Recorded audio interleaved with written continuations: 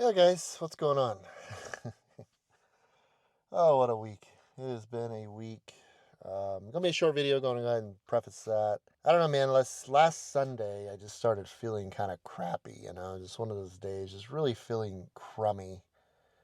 Um, and Monday, like depression just jumped on me full on. So I'm gonna talk about that a little bit. I'm gonna take you around. I was able to get a little bit of stuff done, get the bus ready. We are leaving here in the next couple of days, so I was able to get the majority of what I wanted to get done. So I had to talk to you guys for a couple minutes. We will go check that out. Gonna be a short video, short and sweet, but I wasn't gonna put one out. I was like, man, I didn't film any of the stuff I did. I just haven't cared. I just didn't want to film. It took all the energy I had just to do the projects, much less trying to film them. And it's just, I haven't been in one of these in a while. I've been, I have my days. I have days where, that aren't so great, and then I have a stretch of days that are great. Um, haven't been in this deep of a depression in a good bit, probably since the desert in Arizona. So it's been, a few months. So haven't missed it. It still sucks just as bad as it did back then, but man, it drains you. It drains every bit of joy, every bit of happiness, love. Like it strips you of all of those emotions and all of those abilities. It's been rough. It's been a rough week. It starts as depression and then it morphs into relationship problems. It morphs into, you know, doubt and guilt and it just strips you of any ability to find joy in damn near anything. Um, or at least that's my experience. I don't want to speak for everybody with depression, but that seems to be what it does to me. It really puts a lot of you just become very hopeless with everything. Everything you're trying to do, trying to accomplish and achieve in life, or everything you love and care about. It puts in despair and hopelessness in a lot of facets of my life. And these weeks are tough. These weeks are tough. I've came a long way, over the years, last 5 years, starting 5 years ago to today. I manage much better. It's still the same depression. It looks different now. It looks different the way it presents itself, the way it feels. The time frame I'm in it typically is shorter, which is good. That's progress. That's really all any of us can ask for. It's just different. Every month is a little. I shouldn't say every month. I don't even know that it's every month. It's a cycle depression. It's cyclical. I guess that's the word. It comes in cycles. I'll have it for a while, then I won't have it. And it's not really any rhyme or reason why it comes or goes. I was having a pretty good. We've been struggling. It's been a tough summer financially, but we've hung in there, and I've hung in there mentally. But the last week has been rough. So I hadn't really filmed anything, so I'm gonna talk in here with you guys for a minute, and then we're gonna take you around the bus, show you what I was able to get done, what I was able to figure out, which is good. I think we leave today is Saturday, and this comes out tomorrow, so shows you how much ambition I've had this week. I just haven't had it. I just have not had the ability to pick up the camera and say, all right, let's go film this, let's go film that. I wasn't gonna I wasn't going to put out a video at all, but I thought about it today. I was like, that's the videos I always have to make. It's the ones I don't want to make. I've had to make a lot in my YouTube journey. It's just when I'm in depression, I just don't care. I just don't really. Yeah, it doesn't make a difference. I just don't want to do it. And I've for the most part done it over the years. Or at least especially the last couple years, I've made many videos I did not want to make, and that's important. It's important for my mental health. It's important for my YouTube channel. It's important to show my depression. I'm still going to do the things I love and still do the things I want to do regardless of what depression is trying to steer me to do. But yeah, guys, thanks for being here. Again, it's going to be a short one. I'm going to take you guys out, walk you around the bus a little bit, show you what I was able to accomplish. And then next video, we will be behind the wheel. We will be headed east for a few days, and that'll be nice. I'm ready. I definitely am ready to get behind the wheel. My depression, it helps me a lot when I'm busy, especially doing something I like to do. Driving all day and finding places to get fuel, finding places to go to stay the night, and it really keeps my brain occupied. So that'll be great. But let me hop out of the Jeep and grab me. I'm probably grab my light because it's kind of overcast today, and we'll check out a few things on the bus that I've been doing to get ready for this 2,000-mile venture to the east. All right, so the first thing I did was check out the generator. Push the old turd coder over. So I have some really good Facebook groups, bus Facebook groups, and they said there's got to be an auxiliary battery or a generator battery, and I didn't see one in here because I looked behind it because there's a little bit of room back there behind it, but no battery. It's still doing same thing it was before. But I did find the battery. It is just across from that bay is another bay that I house the propane in. And it's got some sort of it's got a generator battery disconnect over here. So it's like, okay, so obviously there is a battery. It is under here. It is, in fact, right there. Isn't that a small battery, guys? Especially for my bus guys. Is that would you consider that a relatively small battery? So I did charge it, let it charge completely up. Generator turned over perfectly fine. Let it sit a few days to see if it was going to hold the charge, and it did not. So I let it sit like 3 or 4 days, went out and tried it. It was started doing it again. I do have to get a battery. I have not gotten a battery yet. So that is one thing I want to do. I'm going to upgrade my battery, I think. I don't know what size that is, but it looks really small to me. I'll have to check the cold cranking amps. I think I'm going to go, I was talking to my brother. He said he had a kind of a similar battery for his generator and his bus, and he upped it to a group 24, which I think is one of the larger batteries. So I may do that.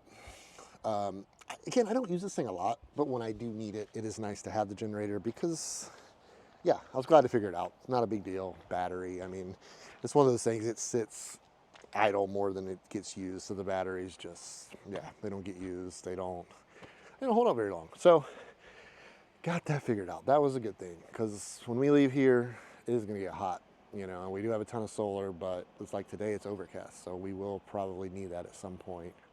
So moving on, got some more good stuff to figured out. Well, that sucks.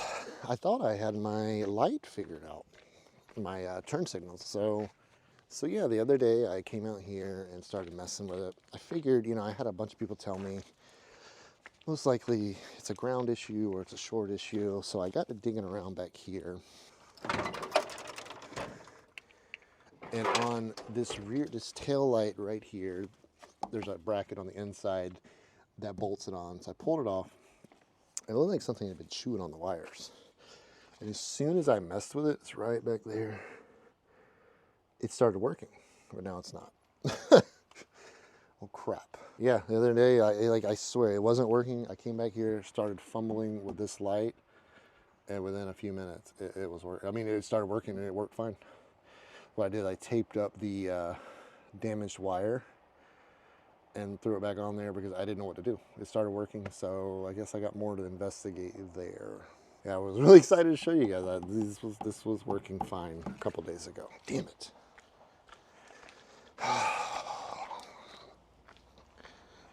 I hate electrical issues. Like, there's just, it's not something, nothing.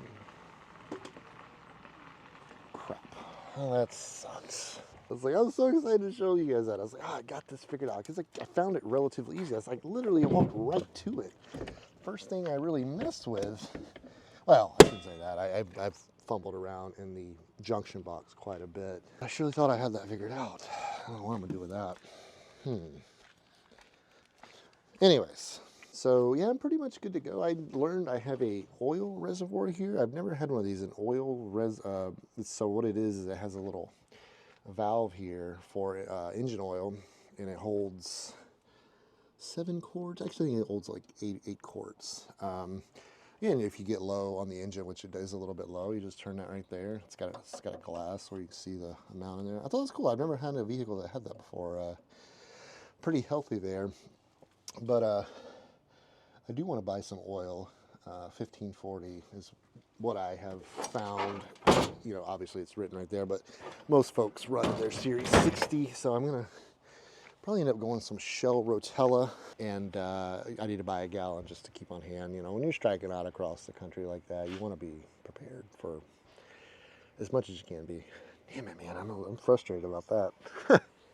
Caught me right in the act because it was working fine. that's the way these signals have been. They work fine until they don't, and then they don't work at all. So I was like, what I was thinking is that wire was bare. It was exposed. Like there was a portion of the wire that was exposed, and I figured it was probably in the bracket that mounts the light to it is metal. So I figured it rests upon that, and it's shorting itself out.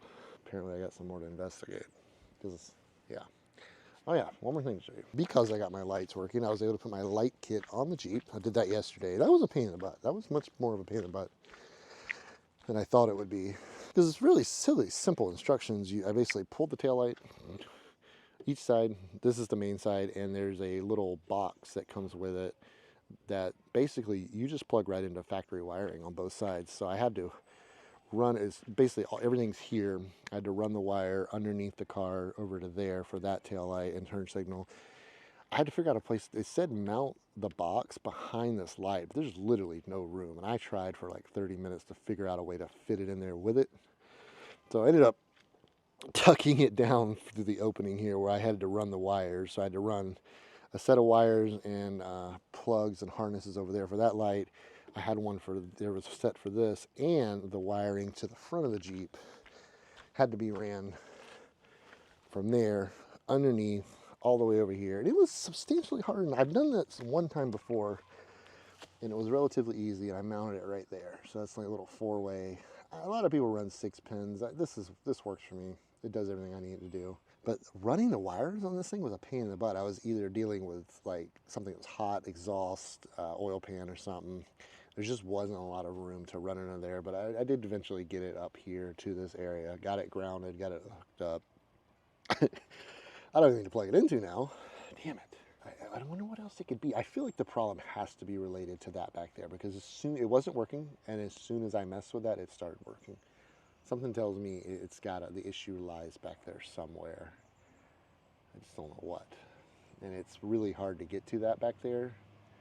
I mean, it's a bus. I mean, it's hard to get to a lot of stuff on these things, but yeah, I'll have to figure that out. I don't like that because, I mean, we're striking out 2,000 miles. I don't want her to have to drive the Jeep. That's a second set of gas I got to buy. It's more wear. It's wear and tear on a vehicle that really is unnecessary. So yeah, when I put you guys down, I'm probably going to have to dig back into that because today's Saturday. The goal is to leave Monday or Tuesday.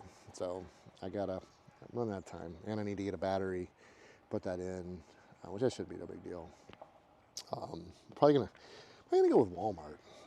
My brother was telling me, and he had a good point. He's like, no matter where I am, and obviously they're probably not the best batteries in the world. But it's just a generator battery. They're cheaper. None of them is cheap. And warranty-wise, they're everywhere. So that's a good thing, you know. So I may do that. Probably do that, and yeah, that's what I got for this video. I don't have much else for you. It's one of those weeks. You know, this video is probably more for me than for anything else because I don't want to. I've made 10 in a row, 10 videos a week, or 10 weeks straight. I think I posted my first video May the 8th, 7th or 8th. So I've been consistent, you know, and with YouTube, consistency is key. So I wanted to make sure I put something up. Just kind of let you guys know what's going on. I don't, you know, I'm only posting one a week. So least I can do is give you guys an update of kind of what's going on. And that's our situation. As far as plans, we are leaving here. We are going to the Upper Peninsula of Michigan. We are trying to make it to School of UP, which starts on August the 1st. What is today's date? I believe today, I think it starts 2 weeks from today. Yeah, 2 weeks from today. So 14 days, blah, blah, blah. Yeah, right. Like today should be the 19th. So yeah, that's about right. Somewhere along those lines. But yeah, so it starts 2 weeks from today. It's 2,000 miles. So we do plan here to leave here Tuesday. Going to bust it pretty hard that first day. We are going to spend a day, at least one night, possibly two, in the Rapid City area, get some business taken care of because that's where our mail service is. So we are going to spend a couple of days there, and then kind of just keep trucking up to the UP Upper Peninsula of Michigan. Yeah, a lot of driving. That's one of the longer stretches we've made in that amount of time. So, but I think we'll be fine as long as I can hopefully get these freaking signals working. I should be fine. You know, if we can get that happening, I think we'll be plenty fine to get there in time because I can put in 10, 12-hour drive days if I have to. It doesn't bother me. It's just kind of hard to do that with two vehicles, you know, and trying to manage kids, manage life in the bus. And Jen's always super helpful for that. If she's having to drive, obviously she's not able to do as much. But yeah, guys, sorry for this video. It's been a rough week. And hopefully by the next one I'll have this figured out a little more, and hopefully have these signals figured out, and hopefully my depression will start melting away here any day now. And if you're struggling out there, guys, you aren't alone. You are not alone. It is a real deal. Depression is no joke. It is tough. I mean, I've considered myself. I've worked really hard on my mental health over the last couple of years, and I've came a long way, and it still kicks my butt. And if you're going through it, you are not alone. Keep your head up. Keep putting one foot in front of the other. Do the things you love, even though your depression is telling you not to do them, because that's honestly the best cure you can do is making yourself do things you don't want to do in depression that you typically would say yes to. And that's what I got for today, guys. Thanks for being here. Thanks for showing up. Next week, we will be behind the wheel. We will be trucking east, and we'll catch you guys there. Have a great week, guys. Bye-bye.